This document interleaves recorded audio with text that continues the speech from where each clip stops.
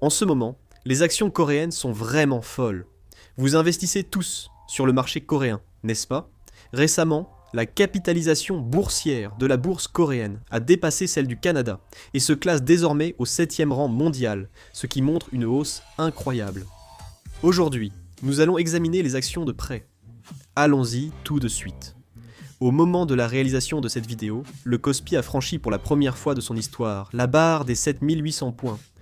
Et cette fois encore, le sidecar d'achat du Kospi a été déclenché. C'est déjà la 8e fois cette année que le sidecar d'achat du Kospi est activé, ce qui montre à quel point la hausse est rapide. En particulier, ce sont Samsung Electronics et SK Hynix qui tirent actuellement le Kospi vers le haut. Bien qu'il s'agisse de grandes capitalisations, l'action phare Samsung Electronics affiche une hausse de 7%, tandis que SK Hynix connaît une progression de 15%. L'afflux de capitaux a fait grimper la capitalisation du Kospi de plus de 1 million de milliards de won, dépassant les 7 millions de milliards de wons en 8 séances, plaçant le marché sud-coréen au 7e rang mondial. 10 jours après avoir dépassé le Royaume-Uni et atteint la 8e place, la Corée du Sud a aussi dépassé le Canada, atteignant la 7e place mondiale en capitalisation boursière. Il y a un an, le secteur financier international abordait la bourse sud-coréenne avec prudence, la voyant comme un marché sous-évalué, en insistant plus sur les facteurs géopolitiques que sur son potentiel de croissance. Les risques et l'incertitude politique étaient alors davantage soulignés. Avec la guerre au Moyen-Orient, les facteurs américains et les craintes de ralentissement mondial, les banques d'investissement étrangères restaient prudentes sur la bourse sud-coréenne. Jusqu'au début de l'année, certains organismes étrangers pensaient que la bourse sud-coréenne resterait dans une fourchette limitée. L'ambiance a changé. Même le secteur financier mondial reconnaît ne pas avoir prévu la hausse rapide de la bourse sud-coréenne. Les banques d'investissement étrangères augmentent sans cesse leurs objectifs pour le Kospi en quelques mois, avec plusieurs révisions à la hausse. Comme la tendance du marché est bien plus forte que prévu, les prévisions sont continuellement révisées et corrigées à plusieurs reprises. Actuellement, certains estiment que la bourse coréenne est en train de devenir le nouveau centre des capitaux mondiaux. Ce qui est intéressant, c'est que même à l'étranger, on exprime de la surprise face à la performance du marché coréen. Le marché coréen, autrefois perçu comme peu dynamique, connaît aujourd'hui le plus fort élan haussier parmi les principales places boursières mondiales. Certains investisseurs étrangers affirment même que la Corée pourrait devenir l'un des plus grands bénéficiaires de l'ère de l'IA. On constate que la hausse du Kospi s'explique aussi par l'arrivée de capitaux mondiaux, misant sur un possible changement structurel du marché coréen, et pas seulement par les attentes des investisseurs locaux. Actuellement, dans le secteur financier, l'idée d'un Kospi à 10 000 points ne semble plus être une plaisanterie. Il n'y a pas si longtemps, on disait déjà que le Kospi à 5 000 serait historique. Mais aujourd'hui, sur le marché, les principales sociétés de valeurs mobilières et les banques d'investissement mondiales estiment en même temps qu'un Kospi à 10 000 est possible. Si le marché est aussi optimiste, c'est surtout à cause de la situation du secteur des semi-conducteurs. Avec la croissance explosive de l'industrie de l'IA, les grandes entreprises technologiques mondiales se livrent désormais à une course à l'expansion des centres de données et des serveurs d'IA. Les serveurs d'IA exigent des semi-conducteurs mémoire performants, mais la production reste limitée face à une demande en forte hausse. Le prix de la mémoire augmente plus vite que prévu. Hyundai Motor Securities estime que cette hausse est un changement structurel durable, pas un phénomène temporaire. La croissance des bénéfices des entreprises de semi-conducteurs devrait se poursuivre. Avec le transfert de capitaux de l'immobilier et des dépôts bancaires vers la bourse, Hyundai Motor Securities estime que le Kospi pourrait rapidement atteindre 12 000 points. Actuellement, les capitaux étrangers et les fonds d'investisseurs individuels affluent sur le marché. Les investisseurs étrangers achètent massivement des semi-conducteurs coréens. Beaucoup considèrent la Corée comme un grand bénéficiaire de l'ère de l'IA. La banque d'investissement mondiale JP Morgan a également relevé son objectif pour le Kospi à 10 000 points. JP Morgan a souligné que Samsung Electronics et SK Hynix détiennent une domination écrasante sur le marché mondial de la mémoire. La croissance de l'industrie de l'IA fait augmenter la demande en puces mémoire haute performance, mais les nouvelles usines ne seront opérationnelles qu'après 2028. En d'autres termes, il est très probable que la pénurie d'approvisionnement se poursuive pendant plusieurs années. Le marché considère cela comme un véritable super cycle des semi-conducteurs. Les prévisions de résultats continuent également d'augmenter. KB Securities estime le bénéfice d'exploitation de Samsung Electronics au deuxième trimestre à 84 000 milliards de won. L'expansion des serveurs d'IA et la hausse des prix de la mémoire devraient simultanément améliorer fortement la rentabilité. Kiwoom Securities prévoit que les résultats dépasseront les attentes grâce à la hausse des prix de la mémoire, relevant ses prévisions de bénéfices d'exploitation pour SK Hynix au T2 à 70 000 milliards de wons. L'objectif de cours a fortement augmenté, de 1,3 à 1,9 million de won. Certains estiment que les entreprises de semi-conducteurs gagnent désormais trop d'argent. Malgré la guerre au Moyen-Orient et le président Trump, 8 investisseurs particuliers sur 10 ayant vendu des actions coréennes au premier trimestre ont fait des bénéfices. Le bénéfice moyen des clients ayant réalisé un gain s'est élevé à 8,48 millions de won. Bien sûr, la perte moyenne des personnes ayant subi une perte a été de moins, 4,96 millions de won. L'enquête a également donné des résultats intéressants selon les tranches d'âge. Les investisseurs plus âgés ont eu des gains plus élevés. Ceux de plus de 70 ans ont gagné en moyenne 18,73 millions de won.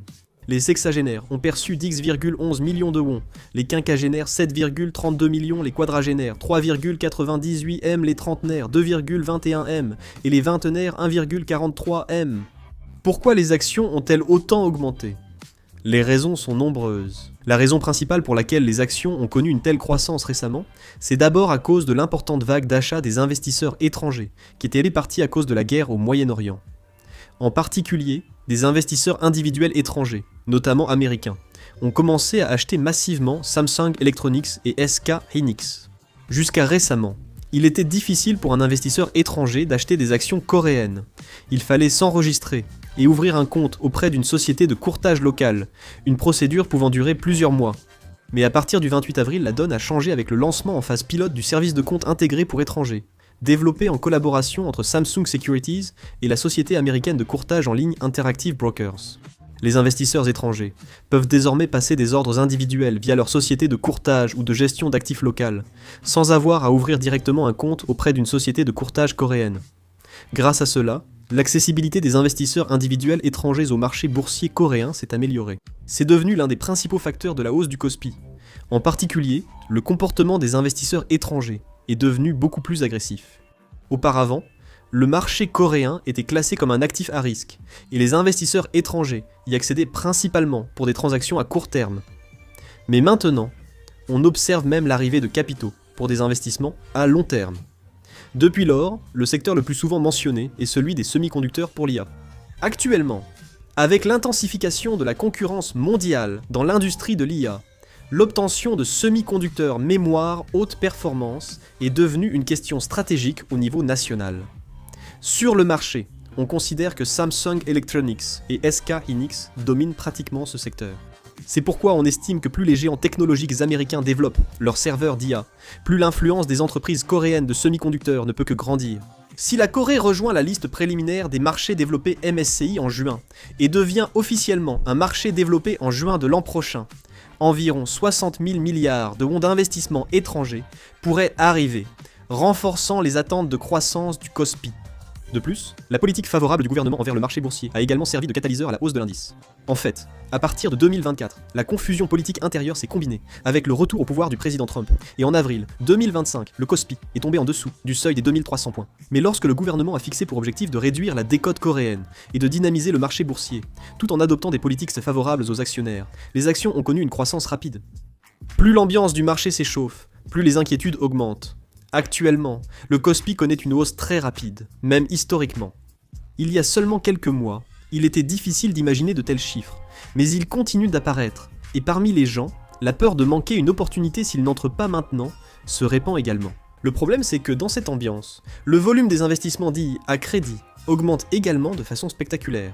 Selon l'Association coréenne des investissements financiers, le solde des prêts sur marge pour les transactions à crédit a atteint 35 507,2 milliards de wons au 7 mai. Par rapport à la fin de l'année dernière, 27 000 milliards de wons. On observe une hausse de près de 30% en quelques mois, montrant qu'une part importante des fonds injectés provient d'emprunts plutôt que de capitaux propres. En période de marché haussier, ces fonds jouent un rôle en poussant le marché encore plus fortement à la hausse. Les gens empruntent de l'argent pour acheter des actions, les cours montent, ils réalisent des profits, et ceux qui voient ces gains se lancent à leur tour dans de nouveaux investissements. Récemment, il paraît que non seulement les salariés, mais aussi les étudiants et les jeunes actifs ouvrent rapidement des comptes de trading sur marge. Mais le problème survient lorsque le marché commence à baisser. Investir à crédit devient bien plus risqué dès que le marché vacille. Lorsque le cours des actions chute au-delà d'un certain seuil, la société de courtage exige un dépôt de garantie supplémentaire. Si l'investisseur ne peut pas ajouter d'argent, une vente forcée de ses actions est déclenchée.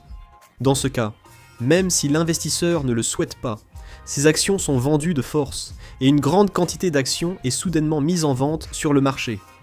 Si ce processus se répète, la chute des cours peut s'amplifier comme une boule de neige. L'effet de levier augmente les gains en cas de hausse, mais amplifie aussi les pertes en cas de baisse. L'inquiétude porte surtout sur la hausse des investissements à crédit chez les jeunes. Les investisseurs dans la vingtaine et la trentaine, dont les actifs sont relativement faibles, n'ont pas beaucoup de marge pour résister en cas de choc sur le marché. L'idée que le salaire seul est insuffisant et qu'il faut investir en bourse pour changer de vie se répand, incitant plus de personnes à investir agressivement.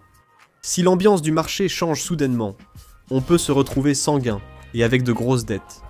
En réalité, après des périodes de forte hausse, suivies de chutes brutales, il y a eu à plusieurs reprises des cas où les investisseurs à crédit ont subi d'énormes pertes. Il est vrai que le marché est actuellement fort, mais comme la hausse est très rapide, il semble nécessaire que les investisseurs examinent à la fois les signes de surchauffe et les risques. Je vous souhaite à tous de bons investissements.